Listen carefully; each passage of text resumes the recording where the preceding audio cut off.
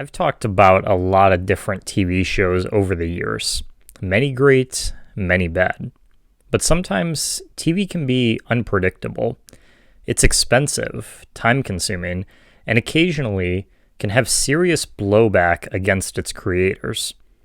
While several talented individuals have made their names for decades, others have fallen from grace, or in extreme cases, never got off the ground to begin with. Just like anything creative, television is hard. Putting together a show only for it to be rejected so harshly from the public or network executives. And today, we're going to take a look at examples of just this. 10 TV shows so awful, they were pulled before a single episode aired.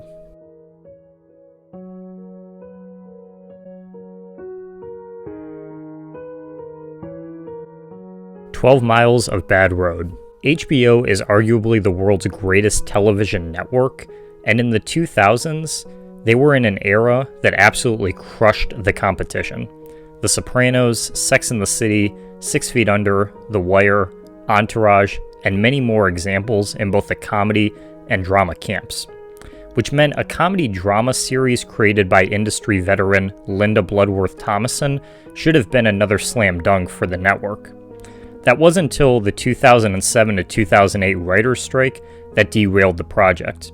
Helmed by an all-star cast with actors like Leslie Jordan, Gary Cole, and Lily Tomlin attached to the series, the program would have centered around a Texas family and its matriarch trying to balance her dysfunctional family dynamic with her booming real estate business. When early screenings were held, press fell in love with the series, calling it one of the funniest shows HBO had made in quite some time. But the industry impact of the strike had taken over too severely for the show to get a proper release, as it was only able to produce 6 out of its 10 planned episodes. And as a result, HBO shelved the show in favor of broadcasting the drama In Treatment, which ran for 4 seasons. And based on the numerous awards it collected, it seems they made the right call. 12 Miles of Bad Road is a neat footnote in the complex history of HBO, but the series has remained stagnant for 15 years now, with no word on ever finishing the planned 10-episode run.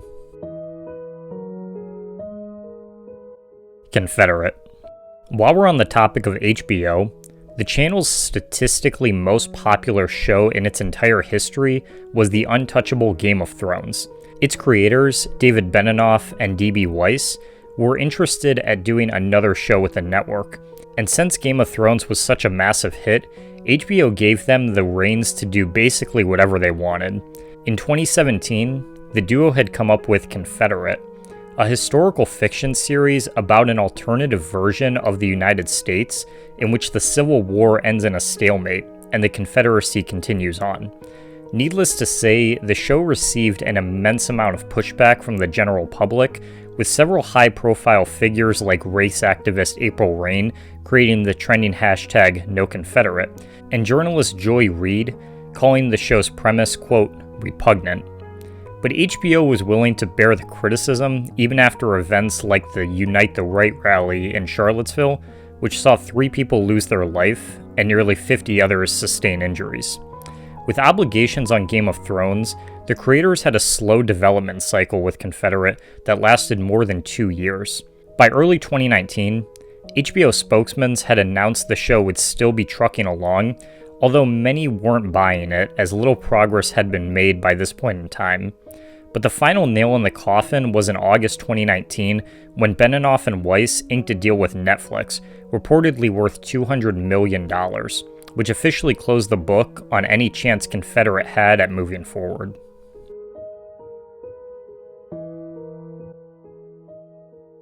Do You Trust Me?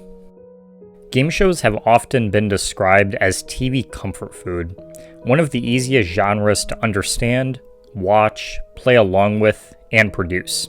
And in 2007, during the TV writer's strike yet again, CBS wanted a fresh new game show to fill its roster of upcoming titles. What they were pitched was Do You Trust Me? A show where 2 strangers take turns answering trivia questions and building up a pot of cash round by round. The twist comes when it's time to decide if they want to split the money equally or steal it all for themselves.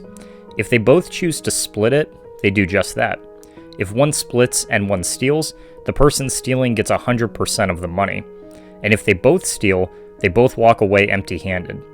This decision is amplified as throughout the main round, secrets about each of the participants are revealed. Things like if they went to jail before or the amount of debt they have, that may influence the other player to vote differently, and if or not they really do trust the other player. It's not the most innovative show ever made, but the premise seemed like it could work for a summer schedule. The one odd part about the show, however, is that it's hosted by Tucker Carlson of all people, known most now as the host of Tucker Carlson Tonight on Fox News. The show is so obscure, it doesn't even have a single mention on Carlson's Wikipedia page. And it's unclear why Carlson was asked to host, as it's not a politically driven series like most of his other work. The show had a total of 6 episodes filmed, but for whatever reason, CBS shied away of broadcasting it come summer, and as of today, the only footage we have of the show's existence is a demo reel that was uploaded to YouTube back in 2017. Friend Me. Another CBS show we have here, and this one has a much darker reason as to why it was pulled from air. With production commencing in 2012, Friend Me was a sitcom centered around 2 best friends who moved from Indiana to Los Angeles to work for the website Groupon. The series sports a healthy group of recognizable faces like Tim Robinson, Christopher Mintz-Plasse, and Nicholas Braun, and was directed by How I Met Your Mother director Pamela Fryman. But the reason why the series was ultimately canceled was due to the suicide of its co-creator. Alan Kirschenbaum had previously been a writer, producer, and creator for several different sitcoms of the 90s and 2000s, and Friend Me was meant to be his comeback into being a creator for a flagship series. That wasn't until October 26, 2012, when he tragically took his own life. In response, CBS decided to set the show aside and not air it for their 2012 to 2013 season. It's unclear how many episodes were produced in full, as the only one to have seen the light of day was its pilot, which was uploaded to the Internet Archive in 2022. However, it was quickly removed without any re-uploads, meaning that the show is now lost once again as of April 2023. The Grubs. Based on the UK series The Grimleys, The Grubs was meant to be a family sitcom to slide into Fox's irreplaceable lineup of smash hits like Malcolm in the Middle and The Simpsons. But what they got instead was a painfully unfunny mess filled with weak characters and dull cliches. Fox was originally meant to air 13 episodes, but due to, quote, economic reasons, that number was dropped to 8. To their credit, they were able to produce all 8 episodes, seemingly without any issues. But the trouble began when early reviews came back with some of the worst reception any show had from that season, with many critics labeling it as the worst series that entire year and one of the worst sitcoms ever produced. This left Fox with cold feet, and not wanting to embarrass themselves with a train wreck, they decided to pull the show only 48 hours before its scheduled premiere, as well as any marketing that had already been shown, replacing the time with a rerun of Malcolm in the Middle. To this day, the pilot is the only episode that's been recovered, as it was uploaded to archive.com on October 25th, 2017. And yeah, it's not great. But don't feel too bad, as Fox was impressed with lead Michael Cera's performance, enough so to offer him a part in their next major family sitcom, Arrested Development, a show that would go down as one of TV's best. So that's pretty neat, I suppose. Honestly, the Telehell podcast did an amazing job covering this one, and if you want more info on The Grubs, I highly recommend it. It'll be linked in the description. Law & Order for the Defense. Devotees of this channel may recognize our next entry, as I talked about this show in an episode of the Primetime Podcast. At the time, the series was slated for a September 2021 release, alongside the other Law & Order series on NBC's fall schedule, those being Law & Order SVU and Law & Order Organized Crime, similar to the network's Chicago lineup or Dick Wolf's FBI franchise on CBS. The series would have taken a different direction than previous entries in the franchise, as it would have focused on the defense lawyers and their perspective in the case featured in any given episode. It would have had more courtroom-centric storylines like older episodes instead of all police-based ones. But the show was ultimately dropped from the schedule in July 2021, as it was reported Wolf's production company had scrapped the idea in favor of a revival of the original Law & Order, which premiered in February 2022 and is still on today. The Mayor. Not to be confused with the 2017 Lea Michele series, The Mayor from 2004 was a planned sitcom to air on the WB during the 2003-04 season sometime in the spring. The show was produced by Happy Madison, Adam Sandler's production company, and would have featured future superstars Anna Kendrick and Bette Fieldman in their network debuts. The story would have followed Jack, an 18-year-old fresh out of high school looking to find his place in the world when he decides to run for mayor of his sleepy town. It kind of reminds me of Majority Rules, a 2009 Canadian series in which high schooler Becky runs for mayor of her sleepy town. Perhaps The Mayor would have been a little more edgy though. But the show was suffering from budgetary restraints and diverging creative choices from the network and producers respectively. Not many details are known about what decisions the plot would have seen, as the show has little presence online, and no episodes have been saved anywhere I can find. The network ultimately shelved it in early 2004, attempting instead to create a spin-off of their hit Golden Girls, another project that ultimately fell through, having to replace that with the series The Help, a short-lived sitcom that premiered in March. At least that one made it to air though. Murder Police. Of all the major networks, Fox is the only one to currently have a steady lineup of popular animated shows, and back in 2013, it seemed poised to add another notch on that belt with Murder Police. The series that boasted a massive cast list including heavy hitters like Jane Lynch, Penny Marshall, Horatio Sands, Will Sasso, and Wilmer Valderrama would have joined forces with Family Guy and The Simpsons to dominate Sunday nights on Fox's animation domination block. The show centers around an inept detective and his co-workers, and would have served as a satire of sorts to the abundance of cop dramas plaguing network TV. No definitive reason has ever been given as to why Fox gave it the axe, as all the right pieces seem to be in place, but sometimes that's just how the cookie crumbles. Our Little Genius. Fox once again appears on this list, this time with their 2010 game show, Our Little Genius. The show would have seen child prodigies answering trivia questions in hopes of winning big bucks, with their parents able to ask a panel of experts to help get correct answers to difficult questions. Kind of like a reverse Are You Smarter Than a Fifth Grader, another Fox game show that proved successful for 3 years prior. But you can probably guess that this one wasn't so lucky as it's present on this list. So what happened? Well, as it turns out, Mark Burnett, executive producer for the show, had suspicions on the integrity of the series, believing that some contestants had cheated.